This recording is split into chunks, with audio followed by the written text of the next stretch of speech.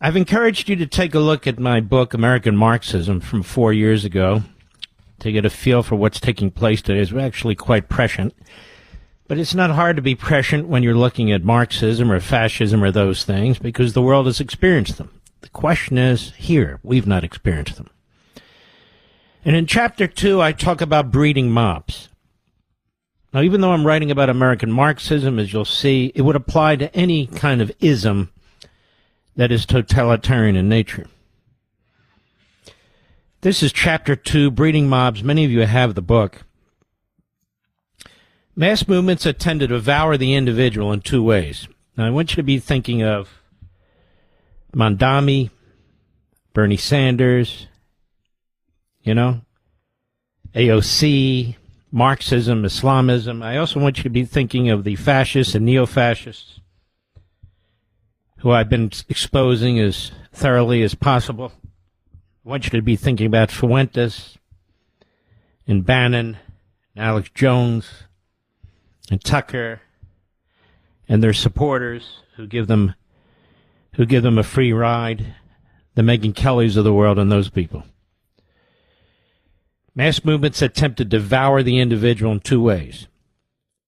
Consume his identity and uniqueness, thereby making him indistinguishable from the masses, but also assigning him a group identity based on race, age, income, etc., to draw class distinctions. This way, the demagogues and propagandists can speak to the well-being of the people as a whole while dividing them against themselves, thereby stampeding them in one direction or another, as necessary to collapse the existing society or rule over the new one. And who among us is attracted to such mass movements? Again, I noted in my prior book, Utopia, a receptive audience is found among the society's disenchanted, disaffected, dissatisfied, and maladjusted, who are unwilling or unable to assume responsibility for their own real or perceived conditions, but instead blame their surroundings, the system, and others. They are lured by the false hopes and promises of utopian transformation and the criticisms of the existing society, to which their connection is tentative or non-existent. Improving the malcontent's lot becomes linked to the utopian cause. Moreover, disparaging and diminishing the successful and accomplished becomes an essential tactic. No one should be better than anyone else, regardless of the merits or value of his contribution. And by exploiting human frailties, frustrations, jealousies, and inequities, a sense of meaning and self-worth is created in the malcontent's otherwise unhappy and directionless life. As you can see, this applies to the Marxists and the fascists. Furthermore, in mass movements, the individual is inconsequential as a person, useful only as an insignificant part of an amalgamation of insignificant parts. He is a worker, part of a mass, nothing more, nothing less. His existence is soulless. Absolute obedience is the highest virtue. After all, only an army of drones is capable of building a rainbow to paradise. Almost a century ago, French philosopher and essayist Julien Benda observed that mass movements form frequently around individuals who share the same political hatred. Got that? The same political hatred. He wrote, thanks to the progress of communication and still more to the group spirit, it's clear that the holders of the same political hatred now form a compact, impassioned mass, every individual of which feels himself in touch with the infinite numbers of others, whereas a century ago such people were comparatively out of touch with each other and hated in a scattered way. I've been talking about the podcasting and the internet, ladies and gentlemen, and the dangers it poses. There's simply no question about that. He said, be asserted that these coherences will tend to develop still further. For the will to group is one of the most profound characteristics of the modern world. He wrote this 100 years ago. Which even in the most unexpected domains, for instance, the domain of thought, is more and more becoming the world of ligs, of unions, and of groups. It is necessary to say that the passion of the individual is strengthened by the feeling itself in proximity to these thousands of similar passions, The individual bestows a mystic personality on the association of which he feels himself a member, and gives it a religious adoration, which is simply the deification of his own passion and no small stimulants to its intensity. That's genius, don't you think, Mr. Producer? Bender also concluded that such movements, because that's what's going on today, right now. Bender also concluded that such movements are often cult-like.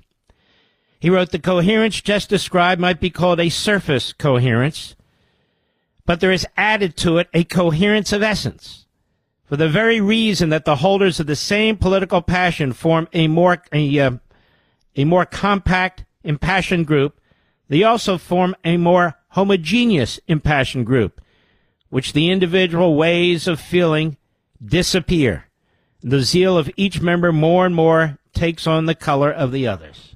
And so you see this Jew hatred. You see this Christian hatred. You see this American hatred. And it builds on it and builds on it. It builds on itself. Absolute brilliance. But let's go on. I wrote nearly a decade ago that these mass movements, that is I wrote, that are intolerant of diversity, uniqueness, debate, for their purpose requires a singular focus. There can be no competing voices or causes slowing or obstructing society's long and righteous march. They rely on deceit, propaganda, dependence, intimidation, and force. And I go on in that regard. Let me continue. I'm not going to read the whole chapter, but I think it's very, very important. If you have the book, just dust it off. 70 years ago, Eric Hoffer wrote an iconic book, The True Believer, and I even mentioned him in my first Liberty and Tyranny. On the nature of mass movements, Hoffer explained that mass movements are built of deeply flawed individuals with deeply flawed ideas. He noted that, quote, a mass movement attracts and holds a following not because it can satisfy the desire for self-advancement, but because it can satisfy the passion for self-renunciation. People who see their lives as irredeemably spoiled cannot find a worthwhile purpose in self-advancement. They look on self-interest as something tainted and evil, something unclean and unlucky. Anything undertaken under the auspices of the self seems to them foredoomed. Nothing that has its roots and reasons in the self can be good and noble. Moreover, most mass movements, I write, are angry and gloomy movements, hostile toward well-adjusted, happy, and successful individuals, among others. Folks, I have a question for you. Do you believe America's best days are still ahead? With the 250th anniversary of the signing of the Declaration of Independence coming up in less than a year, my friends at the Heritage Foundation are taking stock of the current situation, and they need your input. They've launched a survey on America's future to gauge how Americans feel right now about where we are as a nation and where we're headed in the next 250 years. You know, for decades, your American values have been under attack, but now, with President Trump's administration in office, we have an opportunity to turn the tide and usher in a new golden age for America. But the Heritage Foundation needs to hear from you. What policies do patriots like you most care about? What do you believe are the defining principles of America? What legacy do you believe we should pass on to the next generation? Please visit heritage.org/Levin today and share your feedback and help shape the future of America. That's heritage.org/LEVIN. Paid for by the Heritage Foundation. Indeed, I write later, there is a kind of psychotic pleasure and excitement in wrecking the present-day society, including, if not especially, one as free, humane, tolerant, and virtuous as ours. Let's see. What surprises one when listening to the frustrated as they decry the present and all it works, writes Hoffer, is the enormous joy they derive from doing so. Such delight cannot come from the mere venting of a grievance. By expatiating upon the incurable baseness and vileness of the times, the frustrated soften their feeling of failure and isolation. Thus, by deprecating the present, they acquire a vague sense of equality. The cause itself becomes the reason for one's existence, as Hoffer pointed out. The means a mass movement uses to make the present unpalatable strike a responsive chord in the frustrated. The self-mastery needed in overcoming their appetites gives them an illusion of strength. They feel that in the mastering themselves, they have mastered the world. One gains the impression that the frustrated derive as much satisfaction, if not more, from the means a mass movement uses as from the end it advocates. My God, is that true? Thus, Hoffer is describing a fanatic and fanaticism. He says the fanatic's passionate attachment is the essence of his blind devotion and religiosity, and he sees in it the source of all virtue and strength. Though his single-minded dedication is a holding on for dear life, he easily sees himself as the supporter and defender of the holy cause to which he clings. These would be Fuentes and the gropers, and the people who subscribe to Carlson and Bannon. These would be the Marxists, the Islamists, the people who vote for Mondami and his ilk. Hoffer explains it this way: the fanatic cannot be weaned away from his cause by an appeal to his reason or moral sense. Let me repeat that. The fanatic cannot be weaned away from his cause by an appeal to his reason or moral sense. Again, this is in Chapter 2 in American Marxism. He fears compromise and cannot be persuaded to qualify the certitude and righteousness of his holy cause. His passionate attachment is more vital than the quality of the cause to which he is attached. He continues to live without an ardent, dedication is to be adrift and abandoned. He sees intolerance a sign of weakness, frivolity, and ignorance. He hungers for the deep assurance which comes with total surrender, with a wholehearted clinging to a creed and a cause. Sorry, I have to read with a magnifying glass.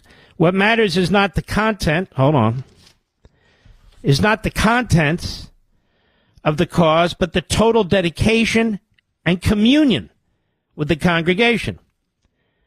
The fanatic comes from all walks of life and all backgrounds. You can look at George Soros. You can look at others. Like Benda, Hoffer sees the fanatic and the mass movement as centered on an intense, if not obsessive, hatred. He says, passionate hatred can give meaning and purpose to an empty life. Thus, people haunted by the purposelessness of their lives try to find a new content, not only by dedicating themselves to a holy cause, but also by nursing a fanatical grievance. A mass movement offers them unlimited opportunities for both.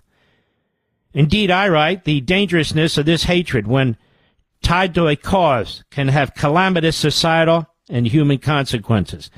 It leads to scapegoating, balkanization, violence, and in its more aggressive form, ethnic cleansing, I write. More broadly and simultaneously, this hatred seeks to malign, debase, debauch, and ultimately topple the status quo and the civil society. I'd say this is on mark, don't you, Mr. Producer? In the end, if such mass movements succeed, the result is totalitarianism. Hannah Arendt, who I cite in several of my books, but I'm pointing it out here in American Marxism, genius writer, philosopher. She suffered through the Holocaust. And she writes, the attraction of evil and crime for the mob mentality is nothing new. It has always been true that the mob will greet deeds of violence with the admiring remark, quote, it may be mean, but it's very clever, unquote. The disturbing factor in the success of totalitarianism is rather the true selflessness of its adherents. In point of fact, I write, mass movements are the necessary precursors to building revolutions and overthrowing governments. In the immediate instance, our own republic, by various and competing tactical approaches. But as described earlier, there is a commonality, an essential methodology to this counter-revolution and societal transformation. And that is the voice and the view of a collective. And I go on in excruciating detail throughout the book, especially this chapter. In this chapter, not by accident, I titled Breeding Mobs. And we are breeding mobs. We are breeding Marxists, Marxist Islamists, and we are breeding fascists.